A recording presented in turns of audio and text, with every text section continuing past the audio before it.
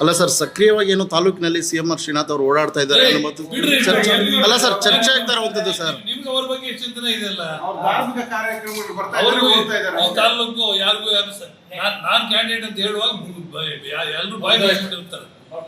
ಸಂಬಂಧ ಇಲ್ಲ. ಬೇರೆಯವ್ರ ವಿಷಯ ಚರ್ಚೆಗೆ ಅವಶ್ಯಕತೆ ಇಲ್ಲ. ನಾನೇ ಕ್ಯಾಂಡಿಡೇಟ್ ಅಂತ ಹೇಳ್ತಾ ಇರುವಾಗ ನೀವು ಒಪ್ಕೊಂಡು ಹೋಗ್ಬೇಕಷ್ಟೇ. ನಾನು ಚಾಲೆಂಜ್ ಮಾಡಿದ್ರು ಯಾರು ಇದ್ದಾರೆ ಅಂದ್ರೆ ಎಷ್ಟು ಸರ್ ನಾನು ಎಲೆಕ್ಷನ್ ಮಾಡಿರೋದು 10 ಎಲೆಕ್ಷನ್ ಯಾರಾದ್ರೂ ರಾಜ್ಯದಲ್ಲಿ ಮಾಡಿದಾರ? ಒಂದೇ ಶತ್ರು ಒಂದೇ ಇವಾಗ ಅಷ್ಟೇ. ಸರ್, ಕೋಲಾರ ಜನತೆಗೆ ಒಂದು ಒಳ್ಳೆ ಆಫರ್ ತಂದಿದ್ವಿ ಸರ್. ಕೇವಲ 599 ರೂಪಾಯಿಗೆ ಒಂದು ಥಿಯೇಟ್ರು, ಒಂದು ಡೆಕೋರೇಷನ್, ಒಂದು ಟೆಡಿ, ಒಂದು ಫ್ಲವರ್ ಬಕ್ಕೆ ಇಷ್ಟು ಕೊಡ್ತೀವಿ ಸರ್. ನಮ್ಮಲ್ಲಿ bride to be, mom to be, wedding anniversary, birthday ಎಲ್ಲಾ ತರ ಹ್ಯಾಪಿ ಮೂಮೆಂಟ್ಸ್ ಸೆಲೆಬ್ರೇಟ್ ಮಾಡ್ಕೋಬಹುದು. ನಮ್ಮ ಅಡ್ರೆಸ್ ಬಂದು Kolar MG road near Axis Bank opposite building.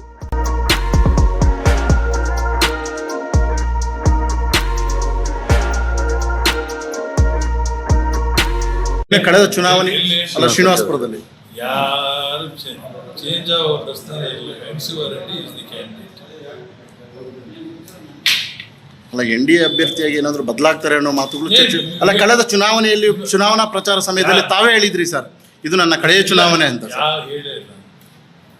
ಸಂದರ್ಭ ಬಂದಾಗ ಸಂದರ್ಭಕ್ಕೆ ಅನುಗುಣವಾಗಿ ಇವಾಗ ನಮ್ಮ ಸ್ನೇಹಿತರು ಯಾವ ಕ್ಯಾಂಡಿಡೇಟ್ ಆಗ್ತಾರೆ ನನ್ನ ಕ್ಯಾಂಡಿಡೇಟ್ ಆಗ್ಲೇಬೇಕು. ಬೇರೆಯವ್ರ ಕ್ಯಾಂಡಿಡೇಟ್ ಆಗೋದಕ್ಕೆ ಸಾಧ್ಯನೇ ಇಲ್ಲ. ಪಕ್ಷ ಉಳಿಬೇಕಂದ್ರೆ ನಾನಿದ್ರೆ ಅವನು ಆತ್ಮ ಇರ್ತಾನೆ, ಅವರಿದ್ರೆ ನಾವು ಇರ್ತೇವೆ ಅಷ್ಟೇ.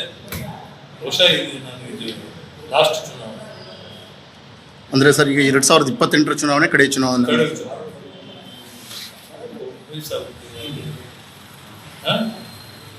NDA ಸರ್ಕಾರ ಬರುತ್ತೆ.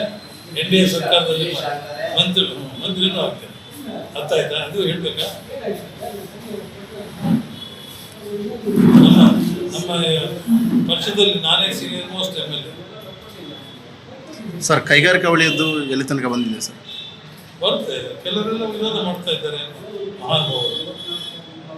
ಆದರೂ ಸಹಿತ ನಾನು ಬಿಡುವುದು ಪ್ರಶ್ನೆ. ಅದಕ್ಕೋಸ್ಕರ ಇವೆಲ್ಲ ಮಾಡಬೇಕು ಅಂತ ನೆಕ್ಸ್ಟ್ MLA ಮಿನಿಸ್ಟರ್ ಆಗೋಗ್ಬಿಟ್ರೆ ಎಲ್ಲ ತಾಲೂಕು ಸರ್ವತೋಮುಖ ಅಭಿವೃದ್ಧಿ ನೆಮ್ಮದಿಯಿಂದ ಇರ್ತಾರೆ ಜನ. ಬಿಟ್ಟಕ್ಕೆ ಅನ್ನೋದಿಲ್ಲ.